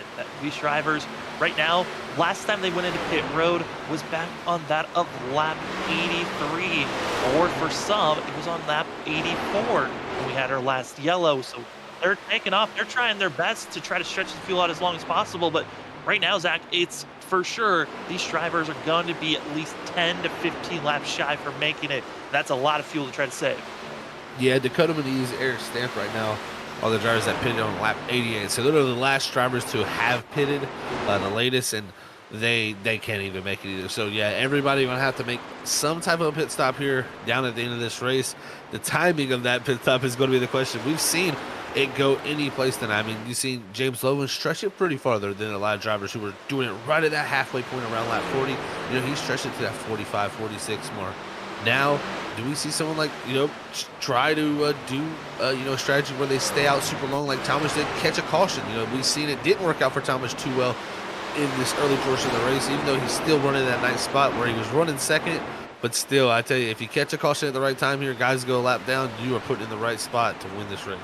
Oh, we got at least a couple of more sponsors we got to shout out because we've got a little bit of a calmness before the storm strikes. But hey, as I say that, though, the battle for fourth is on. Isaac Shelley, John Forbes, as well as Trevor Earhart. Ethan Smith is now in the mix here as it is starting to rage on. Thomas Green has fallen back to 8th place. But as we continue to watch this battling and see what happens, gotta give a shout out to LP24 Clothing. If you're looking to get quality, affordable prices for that of hoodies, t-shirts, beanies, go check out LP Clothing on Instagram for more information and make your order today. As these drivers race on as well, gotta give a big thanks to that ButtKicker. If you'd like to go get yourself a game or two from ButtKicker, use our promo code FreakyFast20 for 20% off and feel what you've been missing from ButtKicker, because these drivers, they're feeling the pressure. It's on. And if you'd like to also, you got yourself already the iRacing iFlag, you're getting yourself the ButtKicker. We'll finish off by finishing in your rig with that of this Advanced Sim Racing. Use our promo code FreakyFast5. Yellow flag strikes, and it's Tamer. He spun around. Oh no, our leaders got into it, and it was just a little bit of contact on the exit of the corner from Tamer and that 14 of GT Rosario. And again, it's those two lines coming together, the 81 running up high, the 14 running down low. They come together on the exit. Now, Zach, I want to say sorry. I've called you for doing commentators' curses on drivers. Well, tonight is not the commentator's curse. This is the chat curse. Whoever, I've been reading the chat all night long, whoever they say, hey, I want to see this driver succeed, or I think they're going to win, they get caught up in a mess. As here's the 81 at Tamer and GT Rizari going after one another here at a turn number 4. And just that small little tap gets the 81 spun around. Oh, you just see, like I said, it's the two lines coming together. GT running down low, and I can't put a lot of blame for GT. He's running his line, the 81 coming down the racetrack, and GT really can't go too much lower than that. That's just good hard racing there, and the 81's trying to cover him off, and right there the lines meet, and when you get contact right there on that quarter panel, that really hurts. But the other thing that really hurts is GT Rosario also caught a little bit there, as we seen on the replay, on that nose, so he's going to have some damage to be fixing up. I hate to see it, as here's a second look, just trying to get onto the throttle, hoping not to the outside wall, locking it down. And you try to throw it back into the first gear to try to keep it off that outside wall, or you slam it in the brakes, and just a little bit of a tap there before it gets rolling once again. And Oh, Zach, this now, with this yellow, it puts all these drivers into the window of making it to the end. And as well, all the drivers still have an extra set to work with tires. That's going to be the thing that's more important than everything else. Yeah, that is the big factor for sure. So I from that right there, I think you'll see everybody coming here electing to come down pit road, which we've already seen them do. It's going to be important here now to get what you can done. But if we get another caution, I think you might see another pit stop possibly there because they'll have that extra set left. So we'll see if that is needed. But man, this is a perfect green flag run here if we run it to the end for where tire wear will start to kick in, and we could get a beautiful finish here at Dover. But it's been wild. Not a lot of carnage here tonight at Dover. It's been a lot of great driving, and right there up front battling hard for the lead. Tamer and that 14 come together, and we get a quick caution here to really set up a run straight to the end. As our front 10 going to be that of Trenton Jump, GT Irizarry, Isaac Shelley, Ethan Smith, John Forbes, your top 5, Trevor Earhart, Jared Talmadge, that going to see Morris Bogan, as well as seeing that of Cody Reed, and Dakota Moniz is going to be your top 10. Jason Tamer going to be back in 11th for now, but we'll see if he's going to drop back any more positions. We got 18 drivers on the lead lap, and right now going to be seeing a few of these drivers thinking about taking a wave around for themselves, and that's going to be Christopher Norris in the 54. That is going to be a driver trying to set up for that, as well as John McAdams, as McAdams trying to get himself back to 3 laps down with this wave around. Well, Zach, 50 laps to go. We're going to go to 49, most likely when we go green here, as a few drivers are still in pit road getting repairs done. It's been a wild 120 laps. We've seen 2 big ones so far. And now the question of, will we see more with the drivers back on cold tires again? Yeah, that just triggered in my mind too. Will this cold tire strike, will that be an issue for these drivers once again as the lights have gone out in the truck and we're going to go back green flag race here? It's going to be a little different though. New names again. Once up front, it's going to be Trenton Jump. GT is already down low on the bottom. Isaac Shelley now up to 3rd. Ethan Smith's going to be on even tires here up to 4th. John Forbes up to 5th.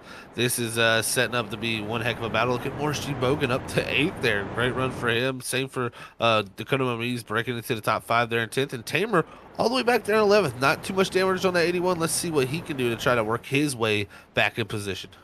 How aggressive do you really want to be, or do you set yourself up for the final 25 laps? It's on right now. As the pace truck lights are off, we're stacking them up.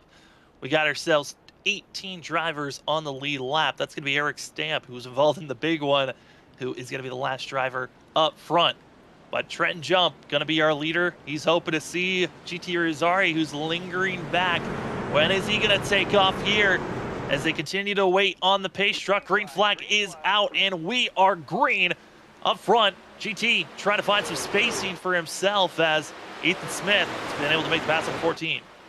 Yeah, with Jump taking that outside line, it really allowed that 00 to get the good jump he needed there to slot in the second. But now look at this GT fighting back strong already, trying to show that he wants to get this win. He was battling strong for that lead, and this 14 is showing he's got a lot of pace tonight. There's a loose tire. Oh, no. Trevor Earhart makes the big mistake, but he holds it straight. We're going to stay green here. For a second, I saw the 41 almost overcorrect back into the field. Luckily, snaps that thing back into the inside wall.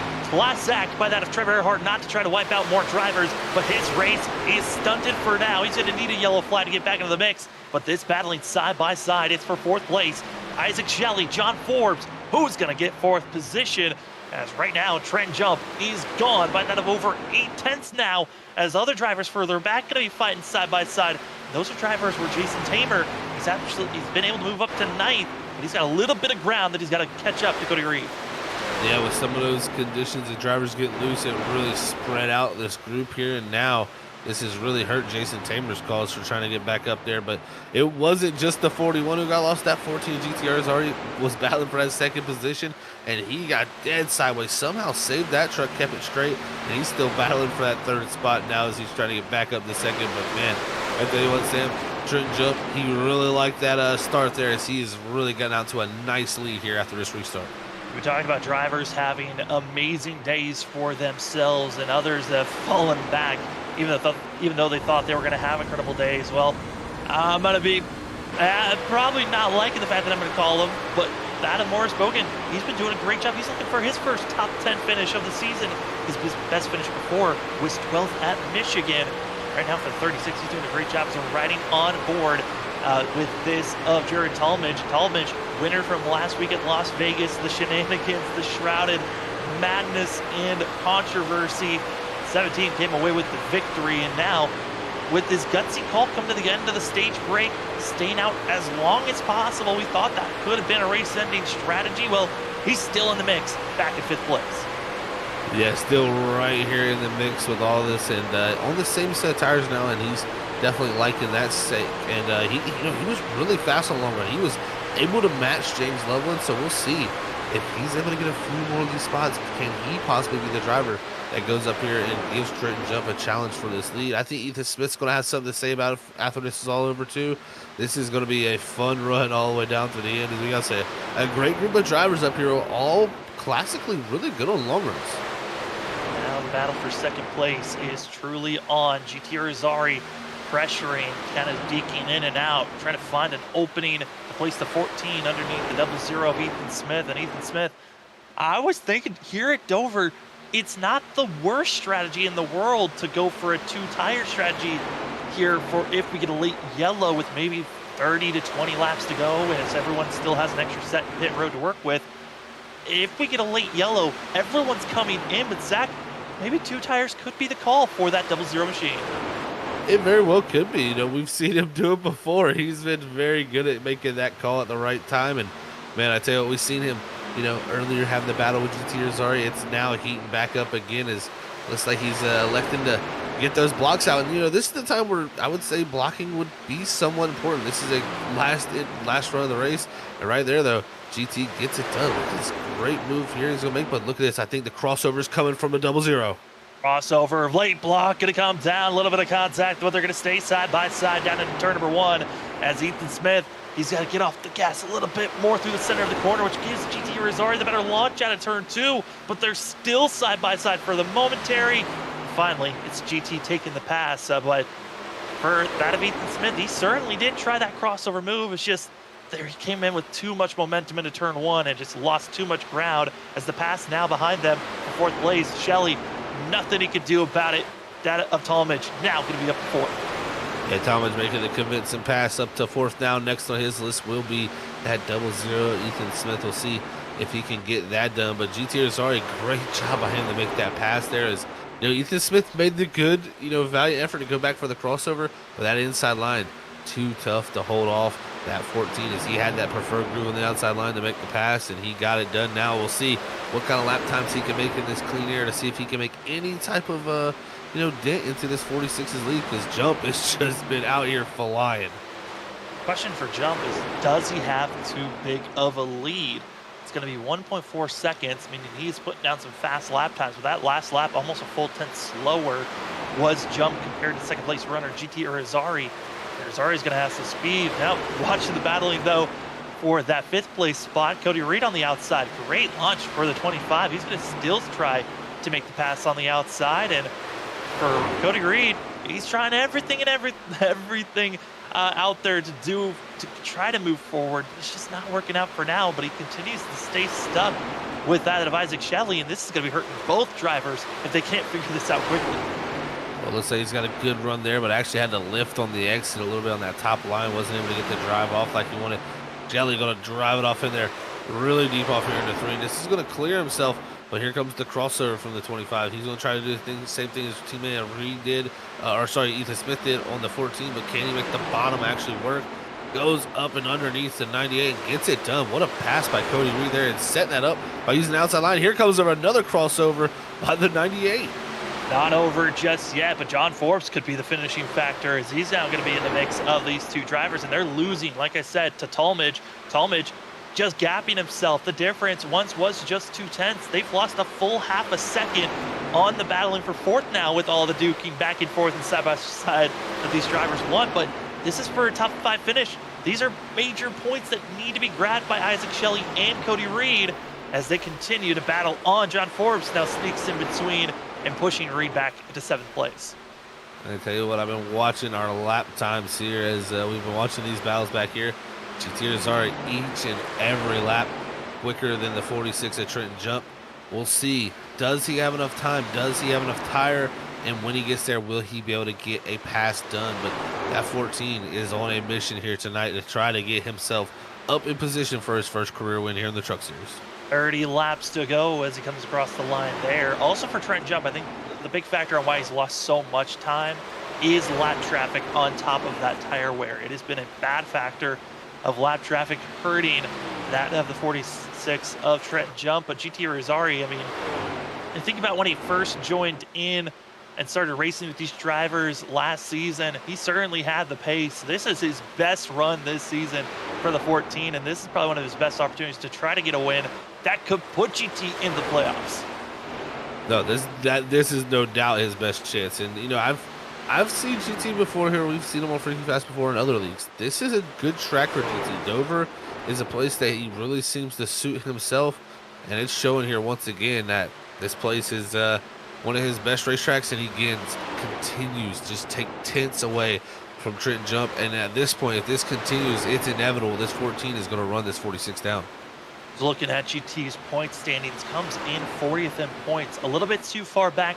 Even if he gets the win here tonight, could put him into the playoffs. Again, you got to be in the top 20 in points and have a win if you want to automatically be placed in the playoffs. Otherwise, you have to point your way in the top 16. And so for this, a GT Rosari, he's going to need a win probably the next 4 races after this one if he wants an opportunity to make it into the playoffs. And I mean, this is, if he wants to make one of the most Cinderella comeback stories of the season, this is a great way to do it as he is still closing in. It's less than a half a second as they're closing in to that of Trenton Jump's teammate, Eric Stamp. And I'm curious on how the 53 wants to react here. Is he going to quickly get out of the way and then block the 14?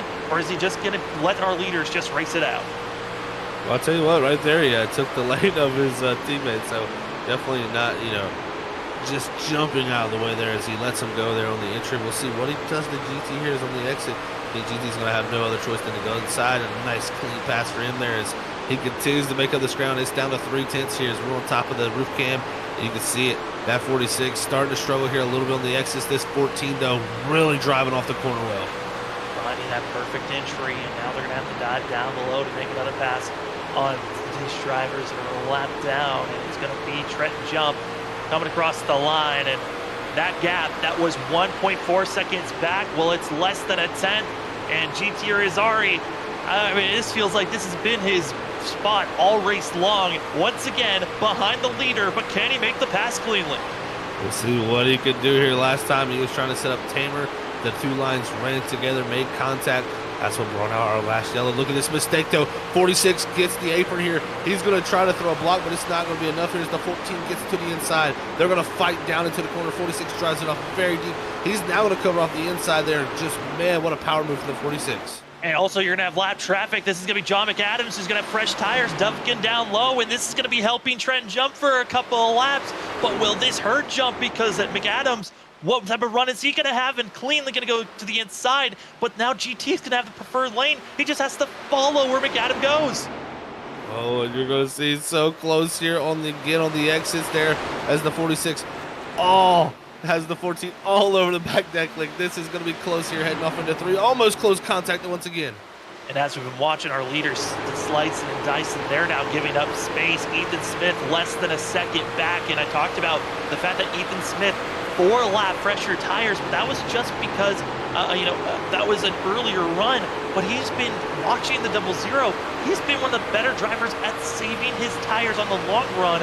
This 00 could be a factor here if GT Rosari can't make this pass quickly. Yeah, if GT can't get this done soon, those 2 there of also the 00 and that 17 at Talmadge last week's winner, they're going to be right in the mix of things here if these 2 don't continue, if they continue this, because Trenton Jump right now is just doing everything in his power to hold off this 14. While the 14 is much quicker, it's a lot easier story said and done to get that pass done here as he's trying everything in his power. But this 00 here, he's really liking what he's seen. And he's running a different groove. That's another thing. He's running way up top. That's going to help him here as he's going to have clean air when they enter to this. But it's a battle as they make contact up front. Oh, he saves it, though. That could have been devastating there as Trenton Jump holds on to the lead. And just talking about late, lazy blocks, and that's exactly what we saw there from Trent Jump. Just lazily came down, and that for Irizarry, I mean, he certainly tried to put the move. He was there, but contact's going to be made. That shrinks the difference. Now our top four all within a half a second of one another, and it's game on. Ethan Smith, who's been watching this battling, he's been closing in the gap, and Zach, with less than 20 laps to go, we are seeing the battle rage on. And technically, we could say our top five all within a second and a half of one another, but it's really our front four. One mistake, and they can be all thrown out of here. And Christopher Norris, fresh tires, the 56 could be a factor here if he's not careful. Yeah, you hope he probably doesn't have a factor in all this. Is now Ethan Smith. He's going to look to go low on the 14, but the 14 covers off, goes to the inside of the 46. This is all going to come to a head here at some point. It's now side by side off the exit of the corner. They make contact here for the lead. Here comes the 54 Norris, 3-1. Norris, black car, forcing the issue, and now going to give GT Irizarry all the move that he needs. And like you said, Zach, you would have loved to see the lap car just wait it out, but instead forces the issue 3 wide. And just like that, Trenton Jump gets pushed from the lead back to 4th and losing ground. He could potentially go back to 5th, but Irizarry, the battle, he went from being the predator, he's the prey. It's Ethan Smith on the back bumper. Yeah, we remember how hard they battled earlier. Can GT now get something going here? So he's got the clean air. Trenton Jump is now back to 4th. These three up front, though, very similar in pace now at this point. I think even Ethan Smith and James or Jarrett Talmadge have the upper advantage on this 14. We're going to see it coming down to these closing laps. Who's going to have what here? Because, man, oh, man, these three pulling away from that 46. It's going to be a three-man battle. 15 come to 14 laps to go when they cross the line. And again, our front three less than a half a second off of one another. Trenton Jump just too much off the pace. He's going to be going further back. I think for Isaac Shelley, he could be 2 back as well. It's our front three. They're hoping this race stays green for themselves, but they're also coming up the lap traffic. That could be a factor for themselves if they need to get by that. And if anyone could try to use that lap car as a pick, because we're seeing 3 just slightly different lanes being utilized here at Dover as the laps continue to tick away. Yeah, and that, you took the words out of my mouth pretty much. You know, the 3 different lanes being utilized here, that is really setting this race up for a wild finish. Do we see GT trying to take the line away? He's been doing it here in 1, but also he's got the lap car of Trevor Earhart here up high. Now going to go down low to get past him. Also, Ethan Smith going to have to follow down low. We'll see who has the run here off the exit, but man, oh man, GT's going to have a lot of decision making to do here in his mind, because this 00 is flying at the moment. He really is. I want to give a huge clap to that of Trevor Earhart. He got out of the way immediately, got on the brakes just slightly to make sure our top 3 were all clear, and now it's on to the inside into turn number 3. Here comes Ethan Smith. He knows it's go time, coming up to 11 laps to go, and it's Ethan Smith. He's going to be on the inside, not clear just yet, but across the line it goes to the 00, still side by side into turn number 1.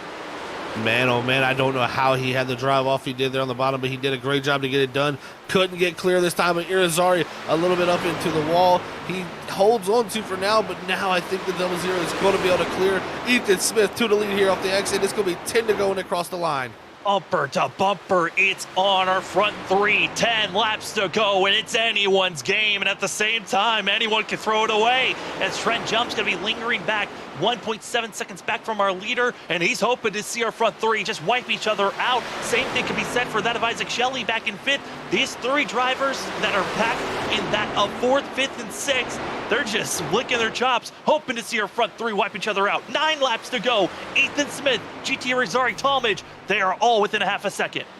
One of the best Dover battles I've ever seen. 3 trucks stacked up on top of each other with 9 laps to go. Ethan Smith, though, trying to drive away. Can Talmadge make something happen here to have a chance for himself? Because right now, GT Irizarry has not been able to close back up to that 00 back bumper. He has just been able to stay right there, but cannot close it back in. I mean, we think back to the first handful of laps. We talked about Ethan Smith putting one of the nastiest blocks on GT Irizarry. We talked about how how early it was to put that block on. Now you gotta be thinking for GT Irizarry, he spent all race long practically just lingering in second place, hunting and hounding at every driver. He's gotten a bump here or there to the leaders. He's been in misfortunate situations with a 14. I would be so frustrated if you sit in second and you've been watching the leader all race long and you can't find a way to get by him. Yeah, it's definitely got to be, hurting GT to know that he just has, lost out in this battle. And, if he could have got by Trent Jump sooner, how much tire would he have had left? I think that really hurt his case. And also, he's doing pretty well. He's got a good bit of damage on that left front splitter, actually. So I'm surprised that he's been able to run this well and stay up in the second. So right now, it looks like Talmadge is even starting to fall back as Irizarry is holding on here for these final 6. If Smith makes a mistake, Irizarry is close enough to be there if it happens. That last lap of our front 3 was going to be that of Jared Talmadge, the faster driver, but it just wasn't fast enough to really close in the difference. 5 laps to go, and it's Ethan Smith, GT Irizarry, Jared Talmadge for front 3, Trent Jump, and Isaac Shelley. They're also gained a little bit of a gap between one another. But for our leaders, once again, lap traffic just in front of them that they've got to worry about. Got to hope that we see another clean just get out of the way. And this is going to be Joshua Freed, who's going to be in front of our leader of Ethan Smith. Coming up to 4 laps to go here, Zach. And the pressure, it's starting to feel a little bit lifted now as the gap between first and second is a half a second. Yeah, that pressure is starting to drift away a little bit. Ethan Smith can start to breathe a sigh of relief, but not too early here. He's got to stay focused. Just look at that right there. Dover, they call it the monster for a reason. It'll reach out and grab you. So definitely a tough scenario. But I tell you what, though, Ethan Smith looking for that first win. He had that one get away from him at Bristol earlier this season, led 150 of the 202 laps, finished second to his teammate John Forbes late in the going. But here at Dover, showing once again the concrete is the way to go for this 0-0. But 3 to go. He doesn't have the biggest gap here. If he makes a mistake, the 2 behind him are right there. Right there, just waiting what they want to do. And GT Irizarry, great run through 3 and 4. He's been I think if anything, GT could have been trying to save those tires. That's why he let the gap go. 2 laps to go, and it's now all on now for Ethan Smith and GT Irizarry. It's 2:10 coming out of 2. Yeah, you've seen it close back down. This is getting interesting. Did he cool him off here to help? But as they head through 3 and 4 for the penultimate time, I don't know if they're going to be able to get close enough. Not close enough just yet, but you're going to have 2 more opportunities out of turn 4. It's your Fletcher Flores white flag in the air for Ethan Smith down into turn number 1. And Talmadge going to be ducking it down low, trying to make the pass for second place. Not close enough. Out of turn 2, we saw this little bit of a flare up for the 0-0 2 laps ago. Not this go around. They hold strong into turn 3. Ethan Smith, he just needs to hold on. Don't hit the wall, and you'll find yourself in the victory lane. He's good, he's low, and he wins at the concrete again. It's Ethan Smith. Last season it was at Nashville Super Speedway on the concrete. This season it's here at Dover. What a finish there. Great battle between our top 4 there. Trenton Jump jockeying back to 4th. Unfortunate for him, he got the worst into all that stick there. But man, oh man, that was a fun race to call there. One of the best Dover finishes I can remember. I mean, Zach, you think of Ethan Smith, I was even throwing it out. I thought it was going to have to be strategy why the 0-0 wasn't able to get the win. I mean, it certainly wasn't a tire strategy call of taking 2 tires. It was saving his tires, slowly making that march forward through the field. And he gets himself up front, making the pass cleanly, letting the leaders practically wreck each other out, and found himself in the right position there late. What a run for this 0-0. Yeah, what a run indeed. First win of the season. And he's gonna have such a strong season right now. This will be his 5th top 5 in 10 races. So half the races he's been in the top 5, and to put this win on the board for him now, it's 1-2 for him and his teammate. They're both locked in now. This has got to be a great feeling. And even Cody Reed, their other teammate, at 3rd points. I mean, this has got to be great feelings going around for that team. It has been a solid season for sure as the 0-0 gets to burn it down. We're going to step aside. When we come back, it's the post-race show. We're going to talk to our top 3, Jared Talmadge, GT Irizarry, and our winner here at the Simbox Store 170, that of Ethan Smith. We'll be back in just a few.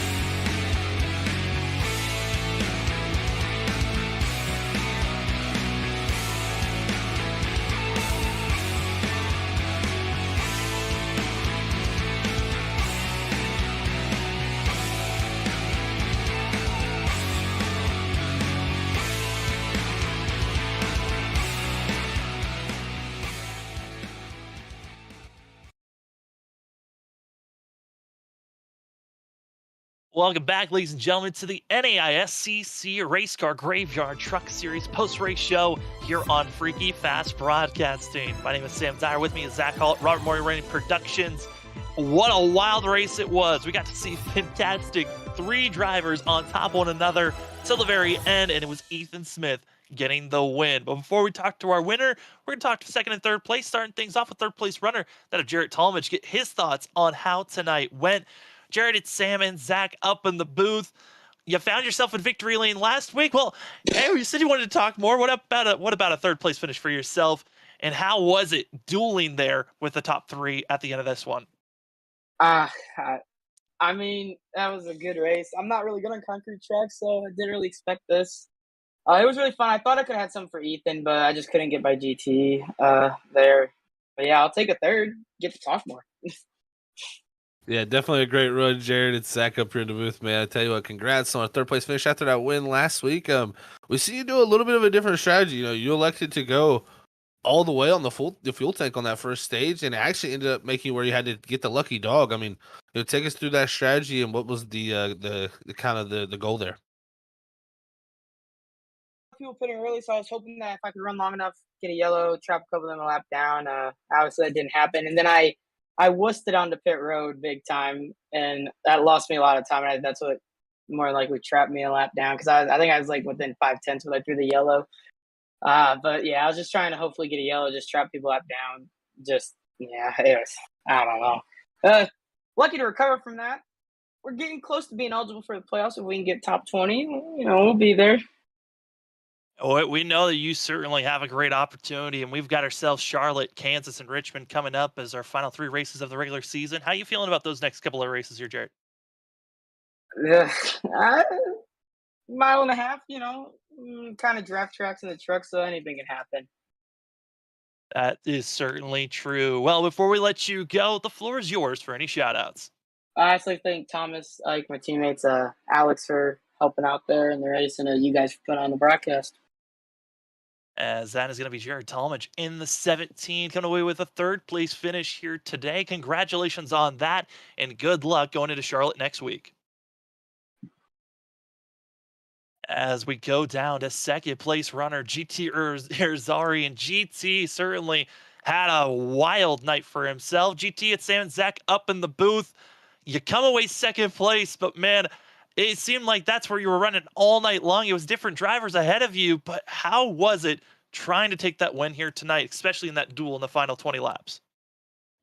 This is a tough track, man. It'll wear your butt out for sure. I was just talking with some of the other guys down there, and there's a lot of hard blocking going on. I feel like we had the better truck on a long run.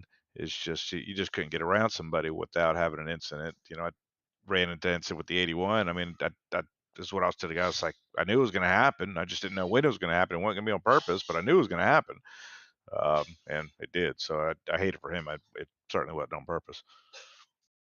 Hey, GT and Zach, everybody, good to hear you back up here with another top three here, man. Second place finish, the best career finish here. Going back to your third place finish last season at Richmond, and we got Charlotte, Kansas, and Richmond coming up, man. So, I feel like some good tracks coming up for you to continue the strong momentum of this run here tonight. Yeah, I mean, you know me, Zach. I like the mile and halfers. I don't know what happened last week. We tried to run. I forgot the track, but I mean, it was just like you were. It was almost like a super speed where you're almost wide open the entire time, and that just bunches everybody up. And then I screwed up getting on pit road, totally blew that and ruined people's races. I'm sorry for that. I mean, that's just out of character for me. But whatever it is, what it is. But yeah, we're certainly looking forward to those tracks. I think we can try to show this single truck Mustang Week team, some muscle there. I mean, it certainly is for sure. GT, I mean, touching a little bit more on the blocking that you were seeing from some of these drivers. I mean, how difficult is it knowing drivers are blocking you even at the start of the race to the end of the race, and you really don't know when you're going to be safe to try to make any type of passes?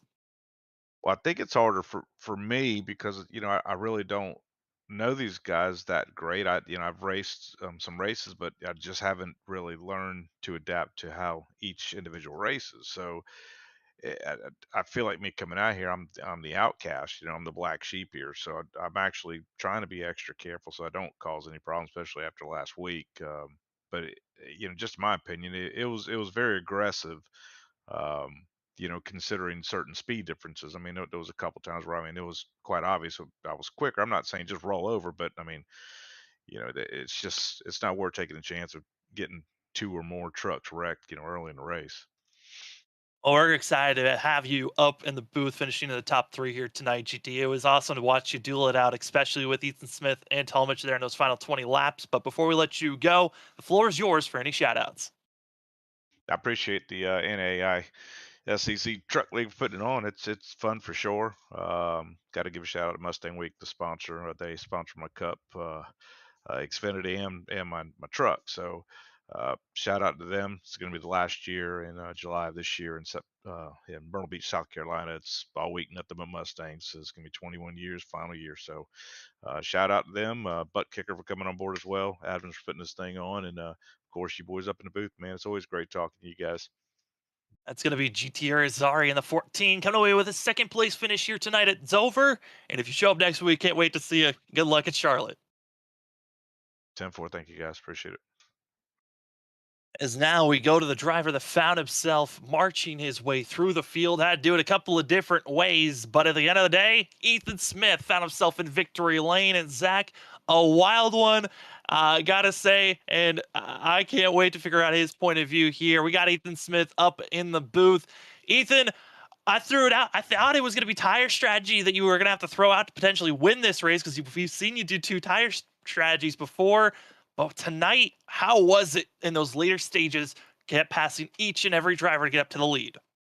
Well, I definitely did not expect to be there. I accidentally sped on pit road on the first pit stop, and I thought my race was done. But that one big accident that happened where I believe it was the number 5 or the number 8 was tumbling, actually allowed me to pit and even out with everybody else. And saving tires, the master in the art of saving the tires on concrete tracks. I don't know what it is, but Bristol, 150 laps led, got second, won Nashville last season. Now I got Dover under my belt. I don't know. I love concrete tracks, and they seem to do well for me. It was, I did not think I would ever be in this situation after the stage. Yeah, I mean, you kind of took my question from me, Ethan. You know, looking back at the stats, man, that's kind of what I was kind of mind blown by. Even looking back, you've never finished outside the top 5 at a concrete track. You know, even back to Bristol last season, you had a top 5 there, ran very well, started third. I mean, you know, have you got? I mean, even like you said, Nashville Super Speedway last season, second here, led the most laps in Bristol, first here. I mean, what is it? Do you think this concrete that clicks for you? Is it the tire? Is the tire saving? Is that the big thing for you, or is it something you have figured out? You feel like? I don't. I mean, tonight was definitely the tires. But in general, I'm not sure. It's just I don't know. I like concrete tracks. I like how it feels. I mean, tonight was saving tires. Trenton Jump got out there, got a big lead. GT Azari was racing me pretty hard, and I just said have it. And I let him get a second and a half out in front of me. And once there was 20 laps left, I realized they weren't going away from me anymore, and they were starting to get closer. And them connecting and almost wrecking really helped. It allowed me to catch them. And then once I got in front of them, I knew the clean air was all I needed to start pulling away. And I was actually slowly pulling away, and I almost put myself into the wall with about 4 laps left. So I scared myself. But I don't know, concrete tracks just, they call my name. Well, you certainly have performed at them here, Ethan, as with this win, you're fully secure at this point now to be making it into the playoffs. I know it's a little bit too far out of reach to think about, but how are you feeling now, knowing you finally have gotten a win off of your shoulders and going into these next couple of races? I was just doing my best to be as consistent as possible this season, and I think I've shown that. I've done fairly, to me, compared to last season, a lot better with staying in contention, because last season, midway through, I had to fight to break into the top 16, and this time I've stayed relatively close to the top 5 almost the entire time. So I've been lucky there. I'm ready for these next races, next tracks coming up. I like Charlotte and I like Kansas. I'm really excited for those next 2 tracks.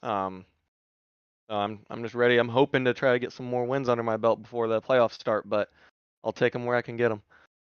That consistency is certainly has shown. Good. Congratulations on your win here tonight. And before we let you go, the floor is yours for any shout outs. Shout out to you guys for broadcasting this. Shout out to the league. Danny, he invited me for this league at the right before last season started, so big thanks to him. Everyone that comes out and races, friends, family that are watching, or anybody else that's watching even, and my teammates. We work together, strategies, and we do that almost every week. We figure out what's the best way to go in certain situations. So big thanks to them.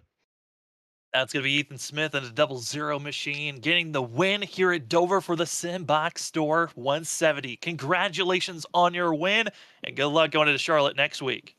Thank you. It was a spectacular race. Like I noted on at the start of the broadcast, last week it was the drivers taking each other out. This week it was seeing the track itself be the aggressor on seeing so many drivers out of this thing.